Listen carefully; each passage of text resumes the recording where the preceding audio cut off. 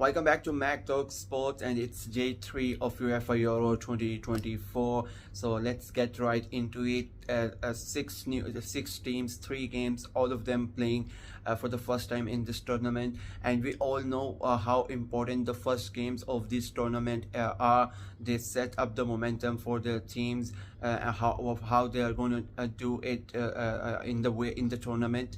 So yeah, there are two games from Group C and 1 game in Group D. Starting off with the first game, it's Poland versus Netherlands for the Group D. Poland, for them, they are sort of a team that they are not really good in this type of tournaments. They, in the last 4 times, they have gotten out of the group stages only once. So they would be looking to break that curse and get out into the next round. Looking at their squad, there's not really that much depth there is not that much excitement to look at it up. Of course, we all know their special player, one of the greatest strikers in Europe of our generation, in Robert Lewandowski. It's his last tournament probably as well. It's his 35, so he would like to go out on a high. Looking at other players, they have Peter Zelinski in midfield, Nikola Zalewski as well from Roma. There in defense there is Jakub Grivia, and their hero in the qualifiers, Wojciech Szczesny, is there as well. But Szczesny himself again is at the latter stages of his career, so it's going to be very interesting how they play, because there are not many big names. But of course, whenever small teams come to this tournament, it does not matter that they have big names, but they play as a collective unit and try to create some shocks, try to create some upsets, and Poland would be looking to do that in the first game against the Dutch. The Netherlands, they are a very special case. Whenever they come into the tournament, they are always termed as one of the favorites to win it or to go further in the tournament, and I personally think it's only because of reputation, because otherwise you look at the team or look at the squad that they have, it's not really good. They are very good at defense. Probably they have one of the best defensive players in the squad in the entire tournament. You have Virgil van Dijk, you have Nathan Ake, Mickey Van de Ven is there. So you have a good set of players. Daley Blind is there, Matthew Delight is there. So a lot of good defensive players are there. But then you come into the midfield, you come into the forward areas, and you start to wonder where the goals are gonna come. Frankie de Jong unfortunately had to pull out of the tournament because of injury, so that spark again in midfield is gone. They have Genevieve Idol, but it's again he's at the end of his career, so you really don't expect something special from him. Memphis Depay is there again, and then you have Cody Gakpo. So you're looking for inspiration for goals from the players who have not had a good season, or mostly some of them who are past their best. So it's really going to be hard for the Dutch to create and to score goals. They might stop the opposition from scoring goals because of how good their defensive players are, but for them to themselves score the goals, that's going to be a really big task for the Dutch. Keeping that in mind, it's going to be an amazing game for batting between Van Dijk and Ake versus Lewandowski, and I think we are gonna have our first draw of the tournament. It's going to be 1-1, Lewandowski for the Poles, and let's say Memphis Depay, he scores 1 again for the Dutch as well. So 1-1 in this game.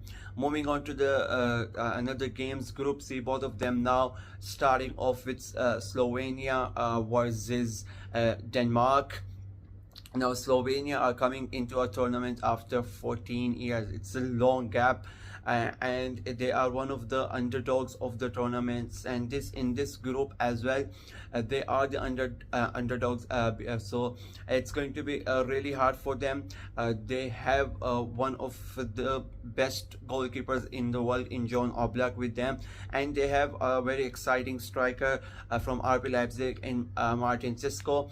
Apart from that, there's not really that much of the players that can come on the game, that can come in and take the game by the scruff of his neck and change it or provide something for it. So it's going to be really hard for the Slovenians to come out and play with authority, or try to cause an upset, because that's what their main aim is going to be. They are going to play against Dean's side, which was like the fan favorite of the last tournament, with everything that happened with Christian Eriksen, and then them going to all the way to the semi-finals.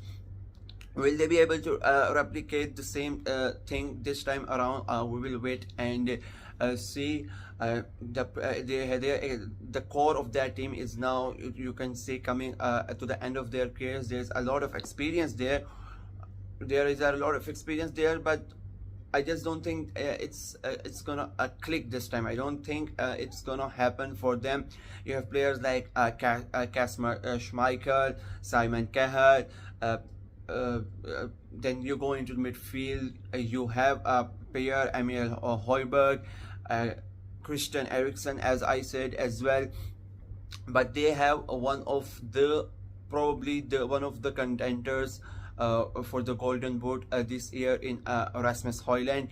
And I know a lot of Manchester United rivals in the Premier League, they don't really rate Højlund because of him playing for Manchester United, but I personally think he's going to be a big star. It was his first season at United, so it's going to take him time, and he was playing in a United side that was filled with injuries, filled with controversies, so that's the reason that he could not have the big impact. Plus he's a very young player as well, but you could see the glimpses of talent that he have, and he was really great at Ajax as well.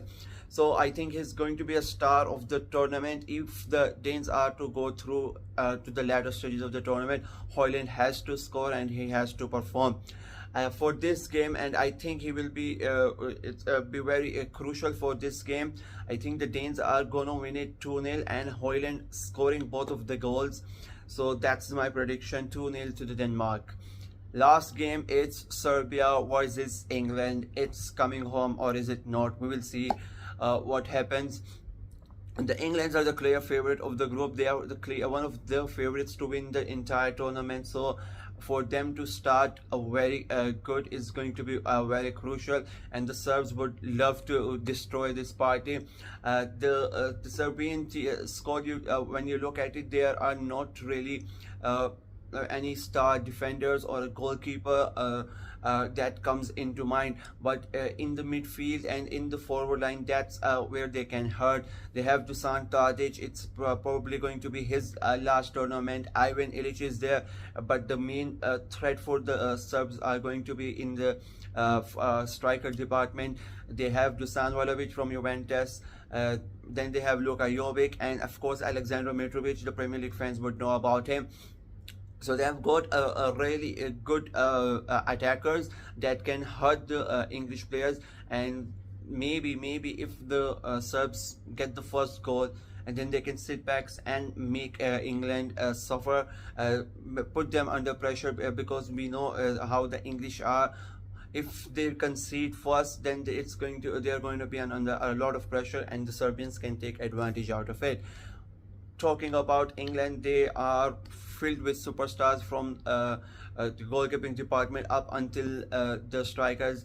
You have players like John Stones, Kyle Walker. In the midfield, Declan Rice, Jude Bellingham, Conor Gallagher.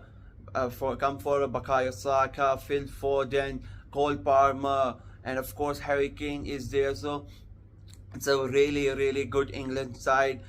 The one flaw that they have, in my opinion, is their manager, Gareth Southgate. I still don't know how that he has a job still with all the failures that he has occurred. So, but he somehow manages to keep the job. And if England don't win the Euros this time, which I don't think they will, I think it's time for Southgate to go. I'm just perplexed that if you ask any Premier League fan, would they have Southgate as their manager? No club in the Premier League would accept it, but he gets to manage England. So it's a weird, but they have a great team. There's best, I would say, is the best chance to win it. They almost won it last time around, but I think they might do it this time. They are my finalist. I think they are gonna lose again in the final from Portugal, because I think Portugal are gonna win the Euros this time around. So yeah, they should be able to win this game quite comfortably and start the tournament in a good way. I think they're gonna win it at 3-1 with Bellingham, who has been sensational for Real Madrid, and Phil Foden and Bukayo Saka, all three of them scoring. Harry Kane I don't think is gonna score in the game. This might be a very bold prediction, but yeah, I think the players around him, they might score the game. It will also depend how Gareth Southgate goes into the game, and that will affect the scoreline as well. But I think England, they are still pretty strong. They should be able to beat the Serbs very easily, 3-1. So yeah, these are my prediction for today. It's Denmark who are gonna win, and then England, and the first game it's gonna be draw. That's it for this video. I will see you for the review. Until next time, bye bye.